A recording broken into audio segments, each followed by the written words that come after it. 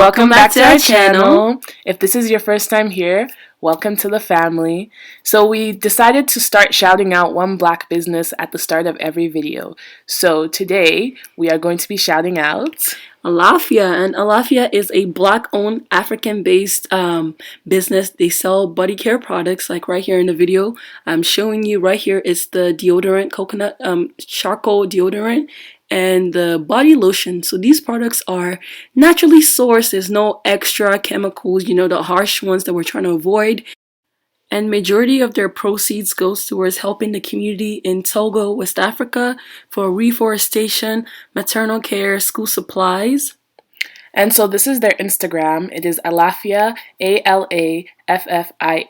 So please go through their Instagram, check it out. As you can see, they support black businesses and they have lots of products for skincare, body care. So we'd appreciate if you patronize them. These are all natural products.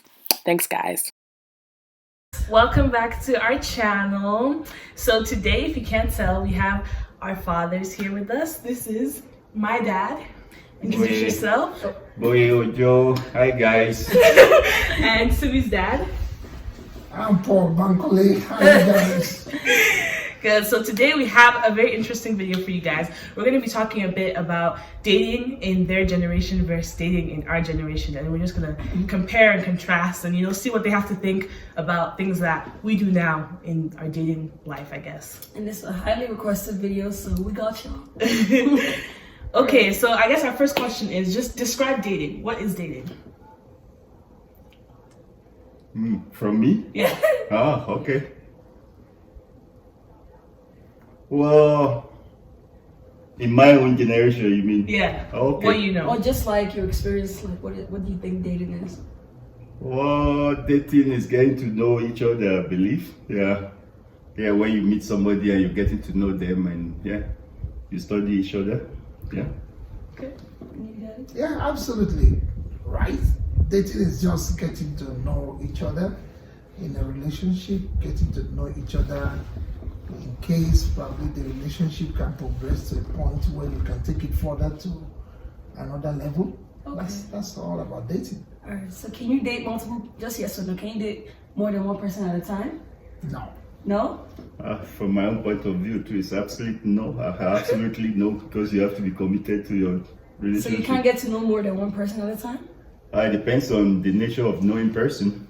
If it's just knowing people, yeah, that's fine. But it depends if you want to do it in terms of dating someone else, then no.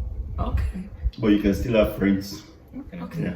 So do you want to give your definition of dating? Dating, I think like the same thing as my dad, just getting to know somebody is what I would say. Like getting to know somebody that maybe you see potential in for something else, for marriage, I guess. That's what Same, like someone you're interested in. So, but contrary to them, I think you can date more than one person at a time. In your generation? I mean, yeah, in our generation, there are people that believe you can date more than one person. There are people that So where would the commitment be if you're dating more than one person? But you just said it's getting to know somebody. Yeah, I'm so not you're getting to know you multiple yet. people. Yeah. Well, okay. And then I It get to depends choose on- after. I date 4 guys, and then I choose. Oh, I think this is the best fit. Then how do you now differentiate? How do you put a dividing line between friendship and dating? Because dating ought to be a higher Friendship, I'm not relationship. interested in you. Dating, I'm interested in you. Yeah, so if you're interested in one person, why do you want to date 2 more, 3 people? I'm interested in 3 people. I'm interested in like 3. I can be interested in 10 people. No, that's not. That's not. Okay. You have to make your choice. Like I usually say something. There's a saying in my village that what you are not going to eat, you don't even smell it. So if I don't like you, I don't really have to give you a chance to date you anyway. So you have to date somebody that you know there's potential, like you said, that somebody that you like. Okay. Yeah. All right. So the next question is, what about the dating life did you learn a little too late? If I understand your question very well, you are actually asking what is it that I learned too late? Yeah. About dating. Yeah. About Dating and relationships. I think the only thing I would say is that when you are dating someone, you need to keep a very moderate expectation, because if your expectation is too high, you become hedgy, you become so oversensitive, whereas you should understand that you yourself are not perfect. So your expectation should be moderate. You should at least give room, because you have time to study that person. So have a reasonable, moderate expectation of the person you are dating, so that you are not having this kind of, oh, this man must be this, that, and you are trying to force that person into your own mold. And that person, now when he gets to know what you're looking for, he might begin to pretend, and you not really know the kind of person he is. Yeah. I like that. What about you, dude? Well, from my own, what I learned in dating. What you learned late, like something that you wish you learned. Oh, I wish I could have learned early. Or maybe how to handle a woman. Hello. Yeah, like you know, like trying to understand a woman different from a man. Yeah, you understand? Because before dating, most of my friends were men anyway. Yeah. And the way we hang around is different from the way you hang around with a woman. So the way they think, the way they are wired is different. So I wish I learned that early, so maybe I would have been a better guy dating a woman. Yeah. So what do you think about dating for experience? Like, not really dating to marry, but dating just so, I know some people will say like, oh, like they're just dating so that they have experience in the dating world. What do you think about that? And they become a better, partner for their actual partner. In the first place, well, why are you dating if you don't want to have a relationship? Why are you dating? For the dating experience. is the relationship, but you I don't want believe that for you should be dating for experience. You No. should be dating for a purpose. And the purpose You is said I should marriage. talk from my own generation Yeah. perspective. Yeah. So from my own generation perspective, if you're dating somebody, you're dating for a partnership, for a marriage or something like that, not because you just want to have fun or something. Well, not fun, but like this is an example. It's like, oh, I want to prepare to, like you said, like I wish I learned how to be a better, how to know how to relate with women. Yeah. So what if you dated someone to learn that, and then you knew you weren't gonna marry her, but you wanted that experience, and then you know that, okay, my wife will come. That's what I'm saying, that if you're not ready to have a relationship, I don't believe that you should be dating. Okay. Have you dated for experience? No. Okay. All right, Dad. So you want me to respond to that question? Well, like it's been said, because when it comes to dating, emotion is involved. Right. So you don't want to be playing. You don't want to be doing experiment with your emotion. You want to be real. So there's no point trying to date because you just want to gain experience in the dating world, or just to have an experience of dating. So, like it's been said, dating should be with purpose, should be with end goal in mind, not just to have an experience, because your emotion is involved. So, in our own generation, that's how it is. You want to date for purpose, for a long-time relationship, not just let me just have an experience with someone to say how dating is. That could be very dangerous. Yeah. And you don't want to break somebody's heart at the same time, because the other party, Hard to make for breaking. the other party might take you serious, so they might not know that you're just doing it for experimental. So you have to be careful there. Yeah. That's true. All right, Dad. So briefly, how, just like as quick as you can, how did you know Mom was the right one? Or how and when? Like, was it like an instant moment, or like how did you know? That's a very good question. In my own experience, my wife, how did I get to know that she's my wife? Yeah. Is that what you say? Yeah. I have to pray.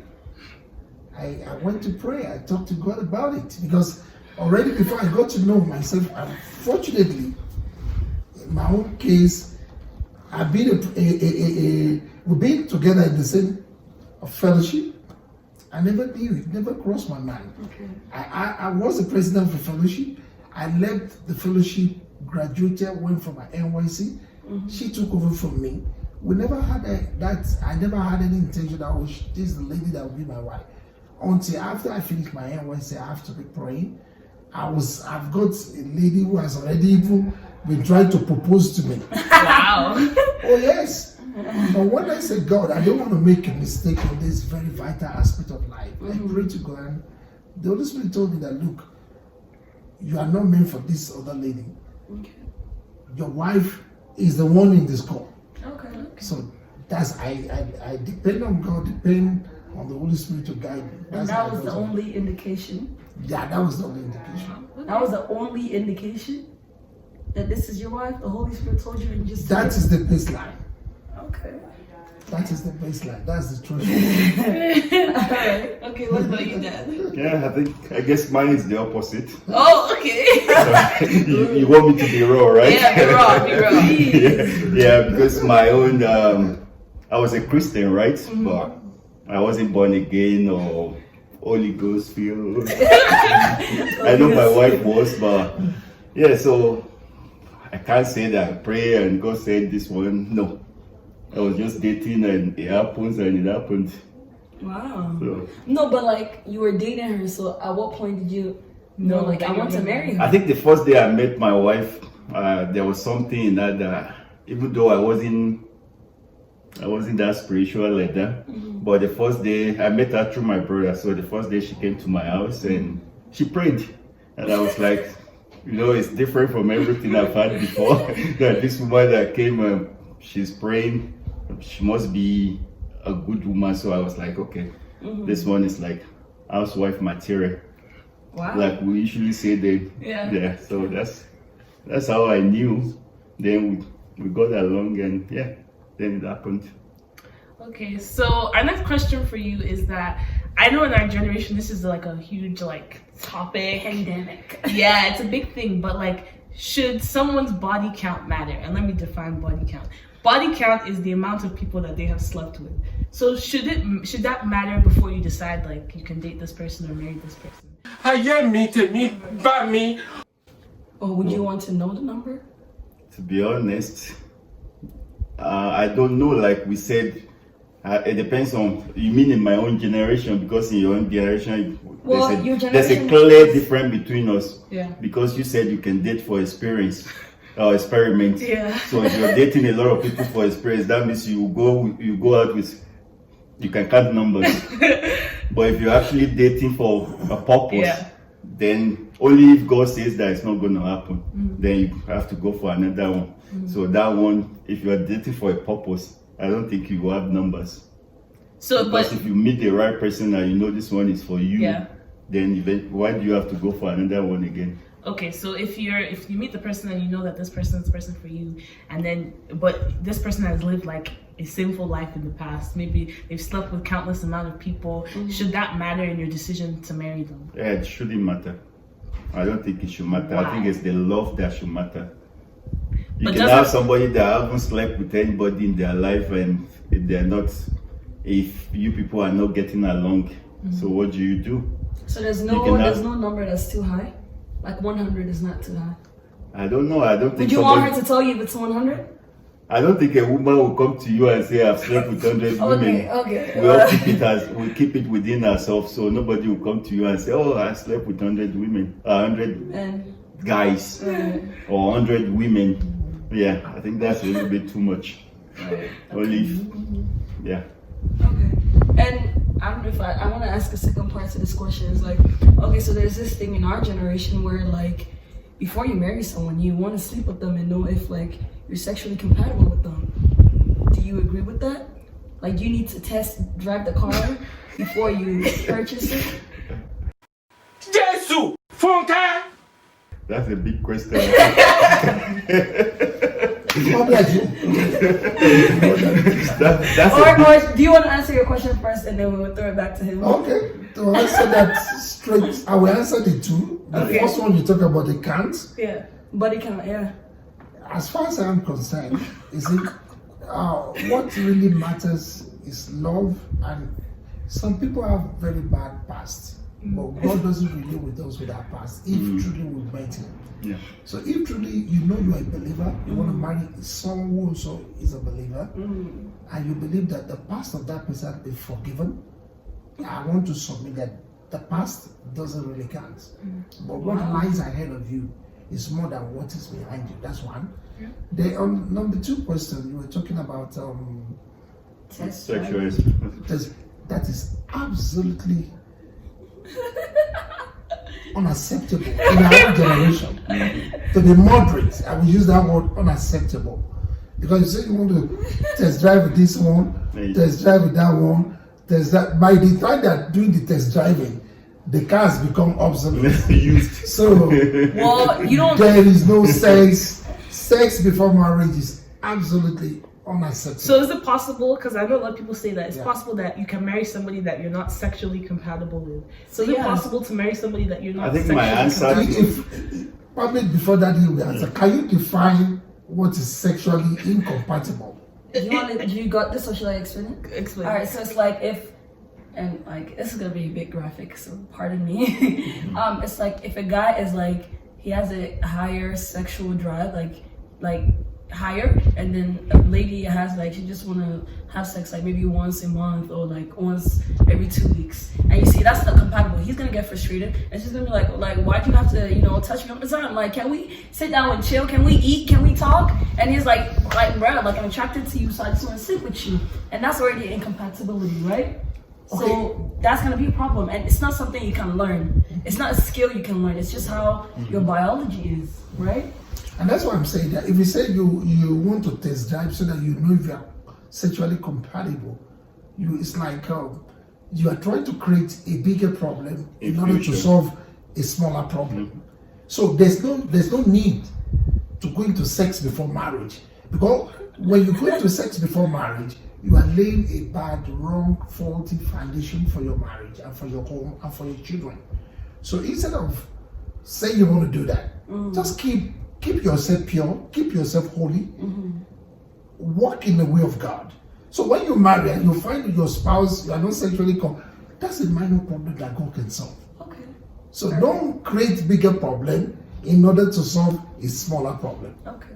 Yeah. And I think from just to add to that, I think you're creating more problem for yourself if you're test driving people, because now you have become expert in doing what you're not supposed. That's when you now realize that this one is not compatible.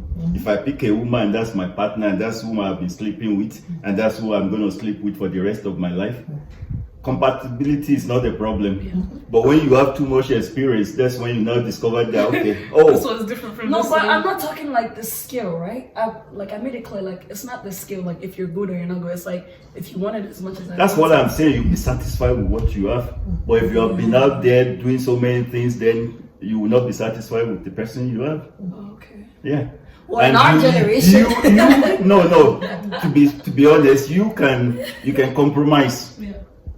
If your partner is asking for too much, then you can reach an agreement. Okay, let's talk about it. It's something you can talk about. It's nothing. Yeah. It's not big. You can reach an agreement. Somebody can have more sexual drive than you, and you can still sit down and talk about it. Okay, let's be doing it once in a week. Let's be doing yeah. So it's the love that matters. Yeah. Okay, yeah, you're right. You're right. So our last question. So what is the best dating advice that your parents gave to you? Or if they did at all. In my own generation, I'm sorry to say this, I live with my mom. Yeah. Because my mom and dad were not living together. There was nothing, she never told me anything about dating a woman or having a wife or having a husband. It wasn't a discussion in my time.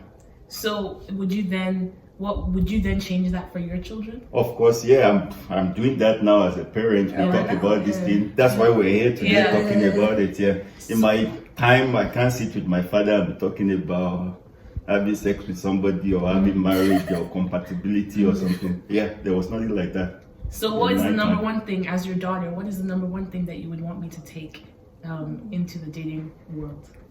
As in, Like the number one advice that you want me to... well, number one advice, like I always tell you all the time, is I will use my language again, my expression. What you will not eat, don't smell it. You see a guy that you don't like, don't even go near them, because I know these days people want to, this guy has money, so because of the money, even though this is too short, but I don't like him, but because of his money, let me try him. You're making a mistake. You need to see somebody that you like before you even give them.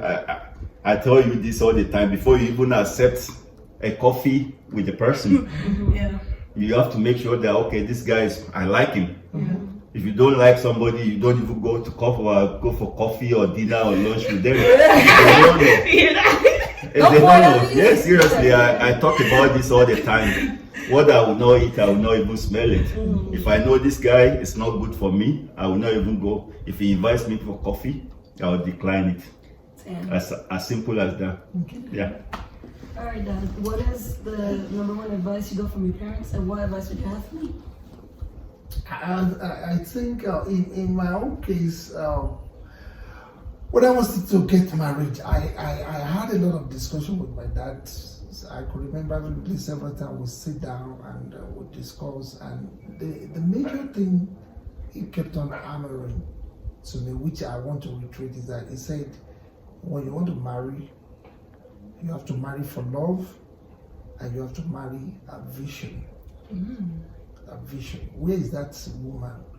What is she looking ahead into to achieve in the next 10, 20, 30 years?